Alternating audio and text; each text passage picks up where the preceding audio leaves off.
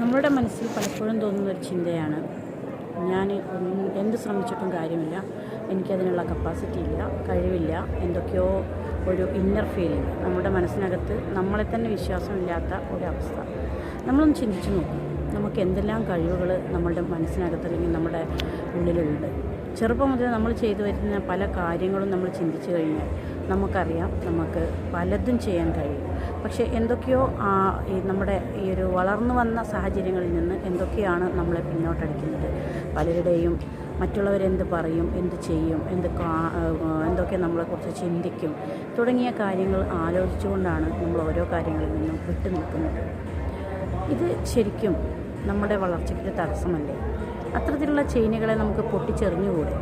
ആരെന്തോ ചിന്തിച്ചോട്ടെ, എന്തോ പറഞ്ഞോട്ടെ, നമ്മൾ എന്താണോ ചെയ്യാൻ ഉദ്ദേശിക്കുന്നത്, നമ്മുടെ വളർച്ചയ്ക്ക് വേണ്ടി നമ്മൾ എന്ത് ചെയ്യാനാണോ ഉദ്ദേശിക്കുന്നത് അതങ്ങ് ചെയ്യുക. അത് ഇന്ന് തന്നെ തുടങ്ങുക. എപ്പോഴാണോ നമ്മുടെ മനസ്സിൽ വരുന്ന ആശയം അത് അപ്പോഴാണ് അതിൻ്റെ ഏറ്റവും ബെസ്റ്റ് ടൈം തുടങ്ങാനുള്ള. അല്ലെങ്കിൽ അതിൻ്റെ മുമ്പായിരുന്നു, പക്ഷേ ഇപ്പോൾ അത് എന്തായാലും തുടങ്ങൽ നിർബന്ധമാണെന്നുള്ള രീതിയിൽ ചെയ്യുക. ഏതൊരു വ്യക്തിയും വിജയിക്കണമെങ്കിൽ അവരുടെ മനസ്സിനകത്തുണ്ടായിരുന്ന പഴയകാല ചിന്തകൾ, നമ്മളുടെ ഇന്നർ ഫീലിങ്ങുകൾ എന്ന് പറയും, അതിനെ പൊട്ടിച്ചെറിഞ്ഞാൽ മാത്രമേ നമുക്കൊരു വിജയത്തിലേക്ക് എത്താൻ കഴിയുകയുള്ളൂ. ഒരിക്കലും മറ്റൊരാൾ നമ്മളെ മോട്ടിവേറ്റ് ചെയ്യാൻ വരും, അല്ലെങ്കിൽ നമ്മളെ ഒന്ന് വിജയിപ്പിക്കാനുള്ള സഹായം നമുക്ക് മറ്റുള്ളവരിൽ നിന്ന് കിട്ടും എന്ന് വിചാരിച്ച് കാത്തു നിൽക്കേണ്ടതില്ല. അതിൻ്റെ ആവശ്യവുമില്ല. അങ്ങനെ കാത്തു നിന്നാൽ ആരും നിങ്ങളെ സഹായിക്കാൻ എത്തിക്കൊള്ളണമെന്നില്ല. നമ്മൾ സ്വയം മോട്ടിവേറ്റഡ് ആയാലേ അത് ലാസ്റ്റ് ചെയ്യുള്ളൂ.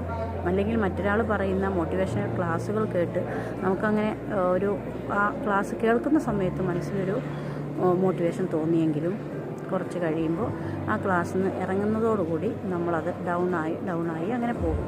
നമ്മൾ സ്വയം നമ്മളെക്കുറിച്ച് ചിന്തിച്ച് നമ്മുടെ മനസ്സിൽ ഒരു പോസിറ്റീവ് തോട്ട്സ് നടക്കുകയും ചെയ്യാനുള്ള കാര്യങ്ങൾ പ്ലാൻ ചെയ്യുകയും ഓരോ ദിവസവും ഇന്ന് എന്ത് ചെയ്യണം എന്ന് രാവിലെ അല്ലെങ്കിൽ തലേ ദിവസം തന്നെ ഒന്ന് പ്ലാൻ ചെയ്ത് എഴുതി വെച്ച് ആ ക്രമത്തിൽ നമ്മൾ ഓരോ കാര്യങ്ങളും ചെയ്യുകയാണെങ്കിൽ വൈകുന്നേരം ആകുമ്പോൾ അതിനെ ഒന്ന് റിവ്യൂ ചെയ്യാനും കൂടെ ശ്രമിക്കുക. ഇന്നലെ ഞാൻ പ്ലാൻ ചെയ്ത കാര്യങ്ങളിൽ എത്ര കാര്യങ്ങൾ ഇന്ന് ഞാൻ ചെയ്തു, ഇനി ഇതേപോലെ അതിൽ 10 കാര്യങ്ങൾ ചെയ്യാൻ ഉദ്ദേശിച്ചിട്ട് അതിൽ 5 കാര്യങ്ങളെ ചെയ്തു എങ്കിൽ അടുത്ത ദിവസത്തേക്ക് ചെയ്യാവുന്ന അടുത്ത 10 കാര്യങ്ങൾ തീരുമാനിക്കുന്നു.